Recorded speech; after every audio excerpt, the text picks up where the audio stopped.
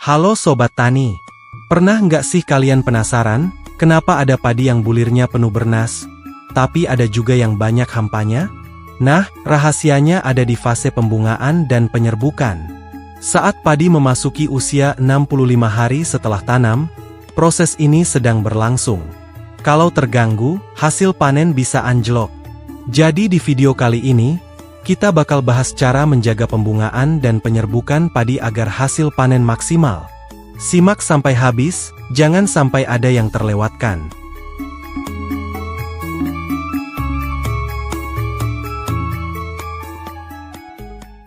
Ada pengumuman penting nih untuk rekan-rekan petani semua.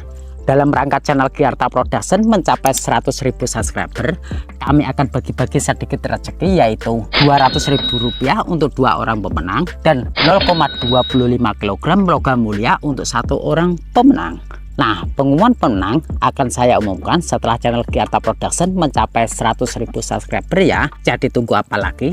Jangan lupa klik tombol like, subscribe, dan nyalakan lonceng notifikasinya agar teman-teman semua dapat memenangkan sedikit rezeki dari channel Gyarta Production.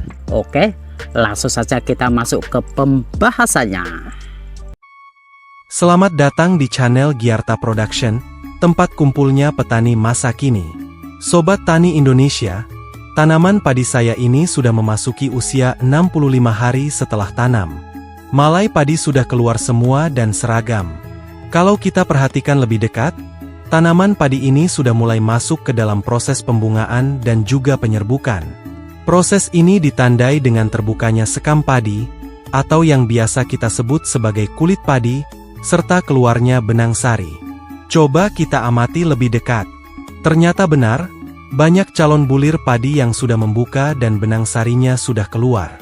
Pada saat seperti ini, kita harus semaksimal mungkin menjaga agar proses pembungaan dan penyerbukan berjalan dengan lancar. Kalau proses ini tidak berjalan sempurna, tentu hasil panen bisa terganggu. Banyak bulir padi yang tidak akan terisi penuh atau bahkan menjadi hampa. Tanaman padi pada masa pembungaan dan penyerbukan ini memerlukan perlakuan yang sangat hati-hati. Pada fase ini, kita harus meminimalisir kegiatan yang bisa mengganggu proses ini. Kenapa demikian? Yuk kita kenali dulu lebih dalam bagaimana cara kerja pembungaan dan penyerbukan pada tanaman padi.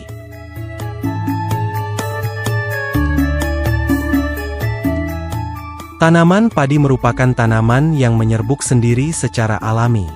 Artinya, bunga padi memiliki alat perkembangbiakan jantan atau serbuk sari dan alat perkembangbiakan betina atau putik dalam satu bunga yang sama.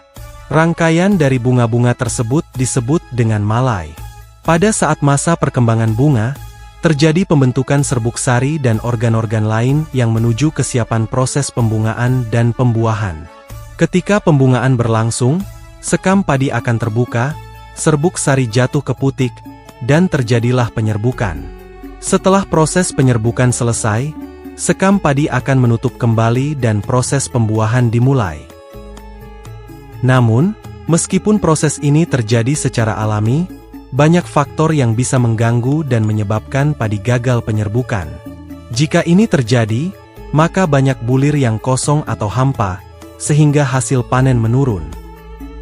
Salah satu faktor terbesar yang bisa mengganggu fase ini adalah penyemprotan pestisida atau pupuk daun saat padi berbunga. Kenapa bisa berbahaya? Karena air semprotan bisa masuk ke dalam bunga dan merusak organ-organ pembungaan, terutama benang sari dan putik. Selain itu, serbuk sari bisa terbawa air semprotan sehingga tidak jatuh ke putik dengan sempurna. Bukan cuma itu, jika kita melakukan penyemprotan dengan cara masuk langsung ke tengah sawah, tanaman bisa terguncang, menyebabkan serbuk sari jatuh sebelum waktunya. Inilah yang membuat banyak bulir menjadi kosong atau hampa.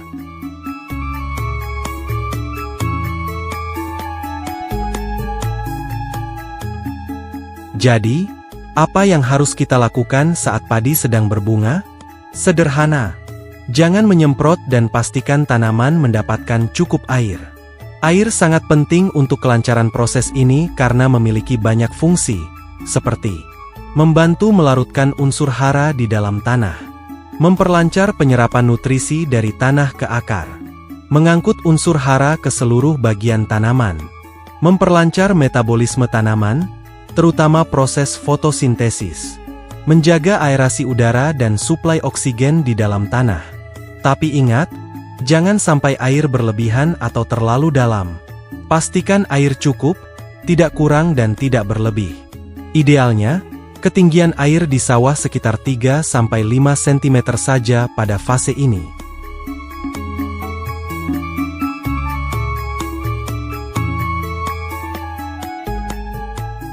Lalu, bagaimana dengan pemupukan? Nah, pemupukan harus dilakukan sebelum fase berbunga agar padi sudah mendapatkan nutrisi yang dibutuhkan. Pupuk yang disarankan adalah pupuk kaya fosfor dan kalium, seperti pupuk Saka SR. Pupuk Saka SR mengandung unsur hara nitrogen, fosfor, dan kalium yang dibutuhkan tanaman untuk tumbuh dan meningkatkan kesuburan tanah. Nah, pemupukan ini sebaiknya diberikan sebelum padi mulai berbunga, atau di usia 45 hari dan 60 hari setelah tanam dengan dosis 25 gram, agar nutrisinya sudah terserap dengan baik.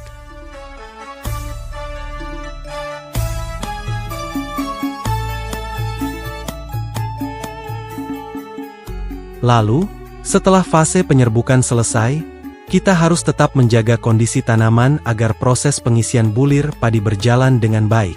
Pada fase ini, kita harus menjaga ketersediaan air agar tetap stabil, menghindari serangan hama seperti wereng dan penggerek batang, memberikan pupuk tambahan jika diperlukan, terutama pupuk kalium dan silika untuk memperkuat bulir padi. Kalau semua ini dilakukan dengan benar, hasil panen akan lebih maksimal. Bulir padi akan berisi penuh, bernas dari ujung hingga pangkal malai.